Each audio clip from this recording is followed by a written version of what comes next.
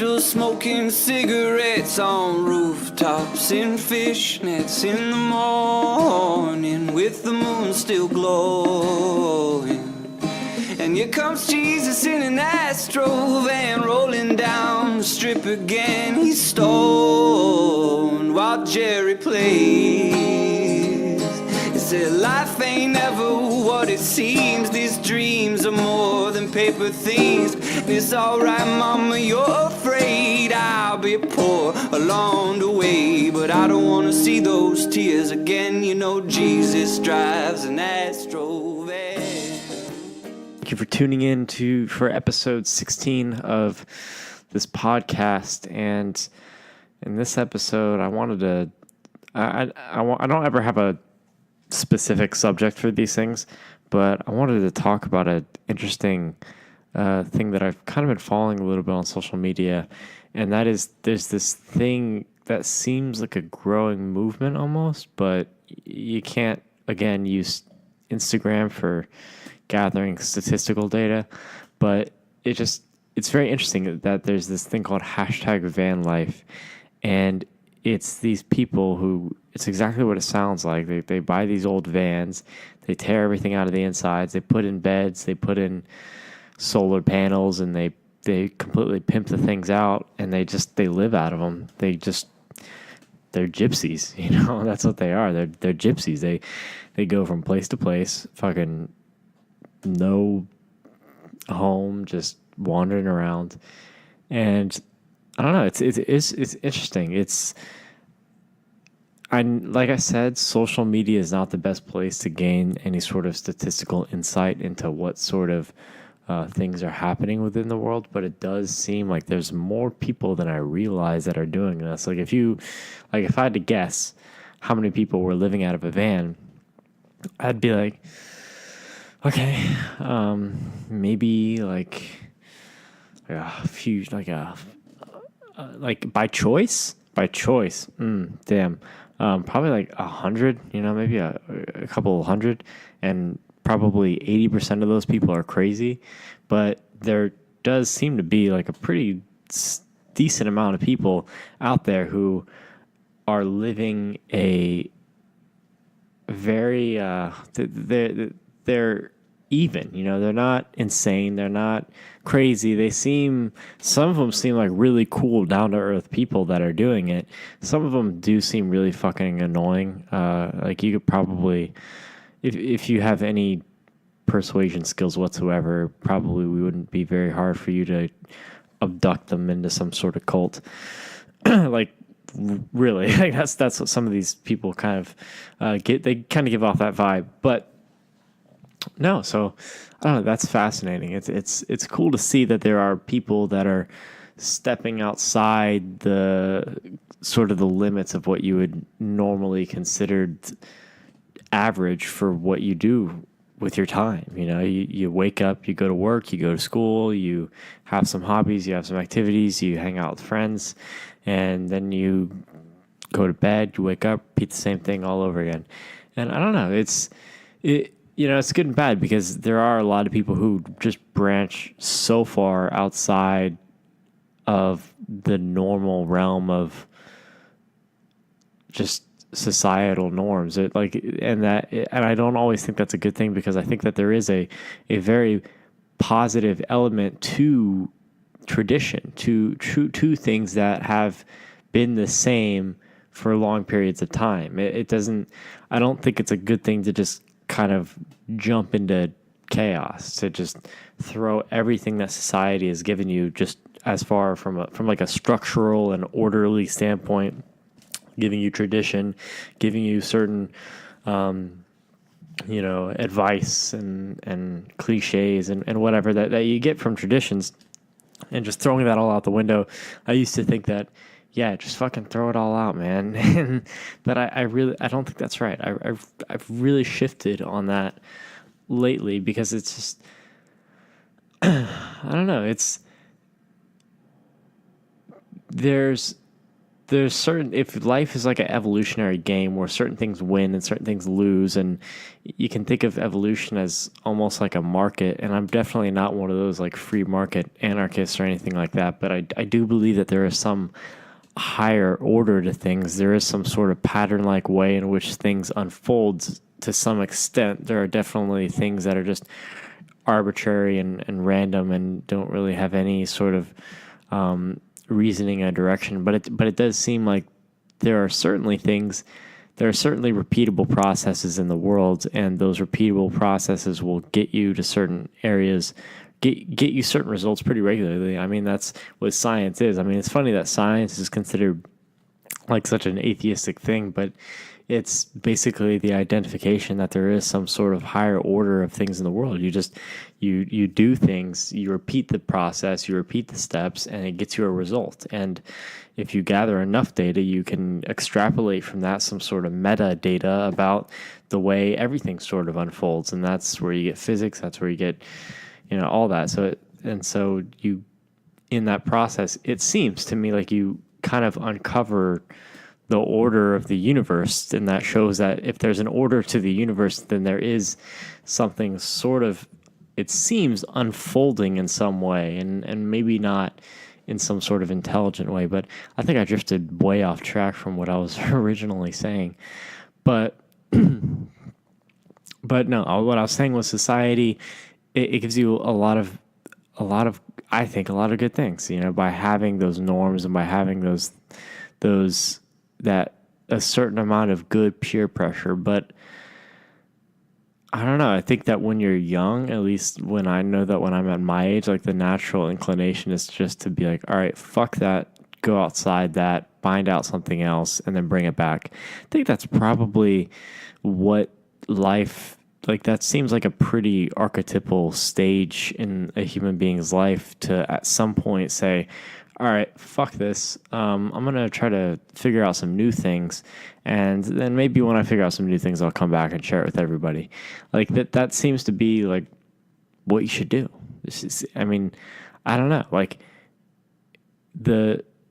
you have society, which is the order, the things that have kind of stayed the same. It's the Nancy Pelosi's, it's the Fox News, it's the CNN, it's the McDonald's, the fucking, it's all that stuff. And then when I think adolescence, it seems like it's an age, just from someone who is one, where you can go one of two ways, and there's you can teeter in the middle, but I think that's even more of a waste. You have people who just never get their shit together. They're just drinking and on drugs and never really kind of getting out of that own sort of momentum loop. There are some people that do it, and it really fascinates me whenever you hear about like some musician or some person who's done some great thing, and they do have this demon that just haunts them, whether it's drug abuse or whatever, like since the beginning. Like that's fascinating, but it does seem like there's the path of people who just kind of give in to their own negative vices and distractions, and they never sort of take accountability for that. And then there is the sort of the other way to approach it, where you can be like, all right, I'm gonna try to eliminate the distractions, find out what it is that I'm supposed to do, and take risks and go after it. Because I think that nothing meaningful that you can do is capable of being achieved without taking some risk. Because it really wouldn't be worth anything if you think about it. Like if you could have everything you ever wanted, but you didn't have to do anything to get it. It sounds like, oh yeah, of course I'd want that. Of course I'd want to fucking do that. But I don't know. You don't appreciate things like that. I really don't think so. Like because I talk about it all the time, but Brazilian Jiu-Jitsu, that's why Brazilian Jiu-Jitsu is so great, because you get your blue belt after you spend a year and a half, 2 years just getting your ass beat by every other blue belt. And you could have quit at any moment. You could have stopped going to class at any moment. And you know what? You never would have saw those people again. And yeah, but you didn't, and you stuck with it. And I think that's what makes it mean so much more.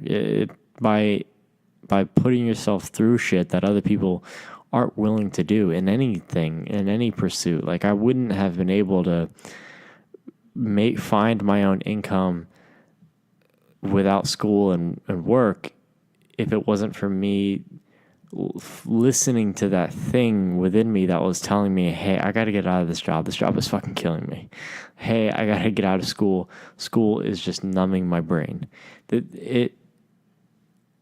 you worry so much when you make decisions like that. Like, I was so worried doing that. I was so worried about going, like, just taking a semester off, because you're so afraid of being that guy who just, you took a semester off and then you never went back, and you just fucking stay in your hometown and you start doing pills, and you never grow out of that. You're next thing you know, you're a waiter for 30 years. That was so terrifying to me, because it was really good that I had worked in restaurants before, because I had seen people who just didn't do anything with their life, who were legitimately late in their 20s, in their 30s, sometimes 40s, 50s, just not doing anything with their life. Like, they just got caught up, like, oh, we're gonna go to the bar after our shift, Like, they got caught up in that. They got caught up in that cycle of, like, oh, I worked so hard, now I gotta treat myself. I gotta treat myself. But that, like, people who get caught up in wanting to fucking treat themselves should just, I don't want to say jump off a fucking bridge, but jump off a fucking bridge. Like, why the fuck? Like, it does make sense to reward yourself for some things, but if you're in a situation that you don't want to be in, you shouldn't reward yourself for continuing to be in that situation you don't want to be in. Like, if it's something that you wanted to do but maybe it was a little bit difficult, like, hey, like, gotta go to work, gotta go work out, gotta go to martial arts class, whatever. It's difficult, it's gonna suck, but really, like, what I'm doing there, I want to be doing it. But as far as work, no, like, that's, I don't know, it doesn't make sense. But I'm glad I had that experience of working in those environments and seeing those people, because it really frightened me. It frightened me. Like, what did I want to avoid? What did I want to get away from? I knew I did not want to fucking, I don't know. It really is good to have those experiences that show you what you don't want. Not just have everything go exactly according to plan, not just have a linear progression throughout your entire life heading towards your goals where you never experience any adversity. I don't know. But aside from that, I also think that's probably somewhat accompanied in this sort of gypsy movement sort of thing, and I don't mean that necessarily in a derogatory way, but this, like, movement to just drop out of society and live in a van and just float around, man. Like, I think that there are probably quite a bit of people who just, they have such a antagonistic relationship with society that it's just unhealthy. It's just because it's like having a very unhealthy relationship with one of your parents or anything like that, where it's just in your mind you're arguing about it, and just it doesn't make sense, because the people that just think, oh, I want to just do nothing, I just want to sleep in a van and see things and smoke pot, and there's a quote by Joe Rogan who says, like, people who say they just want to smoke pot and lay around, they're not happy. They just want to, like, seem like, they just want you to think that they're happy. No one who just lays around, smokes pot, and doesn't do anything, there's no happiness in that. And I know, because I've fucking done it. I've had the days where I literally just smoked pot, warmed up some leftover pizza from the night before, and just watched Netflix for several hours. Like, that comfort, man, it's so easy. It's so nice and cozy, and you have everything right there for you, and you don't need to do anything. And, man, I think about it, I really could have got trapped in that. I really could have got trapped in just that sort of momentum. But because that sort of comfort kind of erodes at you a little bit, it forces you to get really fucking terrified, get really fucking scared. Like, fuck, I can't do this. This is awful, terrifying. running away from this, by having those, there seems to be like a natural sort of like reward system to life. And there's a quote that I have written on like one of my boards where I say the universe rewards hustle.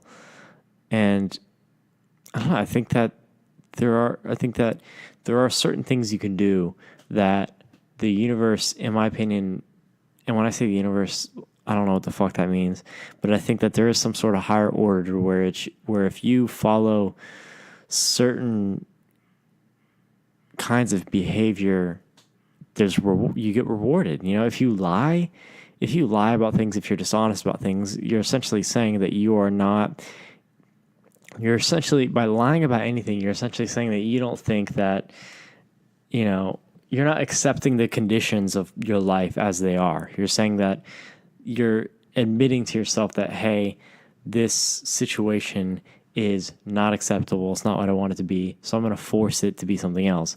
Whereas if you kind of live in just a perpetual acceptance of your experience, just saying in any moment, I kind of just accept it and I'm not going to run away from any aspect of it, then I think that gets you a lot further. And everybody lies. Everybody has a part of them where they do things that they're embarrassed of. They have a darkness that they don't want to share, and they do stupid stuff, and they do deceitful stuff, and and then you lie about it, and it just compounds the issue over and over and over again. And people really probably get caught up in that. Not probably. There's a lot of people who definitely do. But I think that just goes to show that I don't want to say that there's just this justice system to the universe that works 100% of the time. But I don't know. If you lie, I don't know if there's any way you can get away with that. You might be able to get away from that on the surface. Like when you interact with people and whatever, you might be able to, depending on how big the lie is, you might be able to get away from that without really having any sort of incoherence between the interactions with people. But in your head, I don't think that can go away. I don't think you can shut that voice off in your head that says, hey, you're doing the wrong thing. You're lying about your being. You're lying about your existence. You're a fraud. You're dishonest. Like that. I don't think that you can shut that off. And I think the more you run away from that, the more you end up with, I think that's the more you end up with these people who get caught, trafficking children. Like that's the extreme end of it. But when people just, like, I was selling my car the other day, or like really recently, and I got like this text right away after listing it where this dude was like, hey, I'm interested in the car, and he was basically saying yeah, I'll buy it off you without having any sort of qualms about the price or whatsoever, saying, yeah, I'm overseas, I'll PayPal you the money and I'm going to give it as a gift for my dad. Like, he had this whole elaborate story, and I looked it up, and then, there you go. It's like a very common scheme. Somebody says, oh, I'm a soldier, or, oh, I'm a Marine biologist or whatever. I'm not in the States, but I'm going to PayPal you the money. Just send me your email and I'll send it to you right now. Like that's like a common scheme that happens on PayPal. And what kind of person does it take to fucking be like, you know what, I'm gonna fucking lie to this dude, and I'm gonna lie to whoever this is. I don't know who it is, but I'm gonna get some money off him. Like, who do those people, like, they must be hanging, like, they must have friends that also do that. They can't have girlfriends. If they have girlfriends, they're also fucking sleazeballs. Like, their parents, that they have to be, it has to be a situation where you're just inundated with people that are the same way as you. Because if you were around good people, if you were around just authentically genuine, kind human beings, and you were a person that was stealing money off of people through Craigslist on the weekends, man, no one's gonna like you. And I think that's what the point of social interaction is to kind of alert people to say, hey, really fucking up right there, or hey, I really like what you're doing there, because you interact with people, and when you're honest with people and you're authentic with people, it might not come out coherently, but I've definitely noticed that doing that, your interactions is just so much nicer. People smile at you more. Whereas I've been on it from the other end of the spectrum where I wasn't comfortable with who I was insecure, and I wasn't confident, and so I would not tell the full truth about things, and you get this, people pick up on that. It does seem like people pick up on certain things that aren't necessarily entirely communicatable through words. I think sometimes there's the assumption that words and written language are some of the only forms of communication, but body language is huge. And I don't want to talk like I'm some sort of like high school psychology teacher or something, but the terminology that's kind of rising up in this new age, like every sort of generation has their own terminology that kind of comes up. Like in the 60s and 70s, it was, groovy and retro, and I don't know what the other ones was. I can only think of groovy. But in this generation, you have vibe and feel, like how you feel, and in a bunch of other different ways. But vibe is a big one, and I like that one. It's sort of you sound a little bit like a poser when you use it, especially if you're white, but it has this assumption that there is this certain, and this is where you kind of drift into spiritual crystal territory, but it has this assumption that there is a sort of vibrational thing that you get off of other people. Like there is some sort of frequency in which people operate on, and when you're around negative people, you can feel yourself being brought down to their frequency, and when you're around positive people, you feel like you can be brought up to their frequency. But I don't know, I want to stop fucking proselytizing. Like I'm fucking saying how the world works. I don't know how the fucking world works. But yeah, so I thought that was just interesting. I thought the van life thing was interesting. That's interesting, but I don't know. I'm gonna start. I really want to start doing a YouTube channel about just kind of go more into depth about some of the things I know how to do. I want to kind of talk a little bit more about business and martial arts and other stuff and graphic design. And I think YouTube is probably better for that. It's a little bit more of an instructional tool. And this is a really good form of just, I don't know, it's sort of like having a conversation, even if it's just me here, just trying to focus on the words I'm saying and not say anything stupid, which doesn't always work. But like I said, I'm going to keep doing this, keep getting better at it, and continue to grow. Thank you so much for tuning in, and until next time, peace out. The tip of my toes, reaching out for the great unknown. Every addict has illusions. That life ain't ever what it seems. These dreams are more than paper things. And it's alright, mama, you're afraid I'll be poor along the way. But I don't wanna see those tears again. You know Jesus drives an Astro van. Yes, he does. They say, ooh.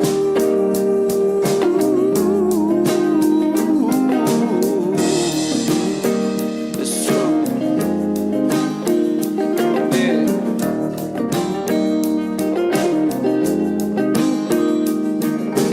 When I see those angels on the roof, I'll know I've made it. When my doobie smoking, Jesus puts my name upon his guest list. Says, son, you're famous in heaven. Maybe you're famous in heaven.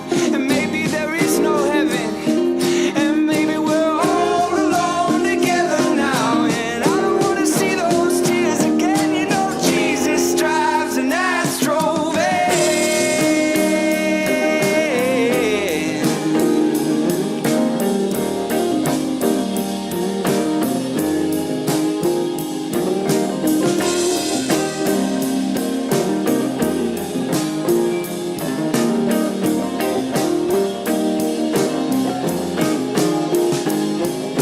And I don't want to see those tears again.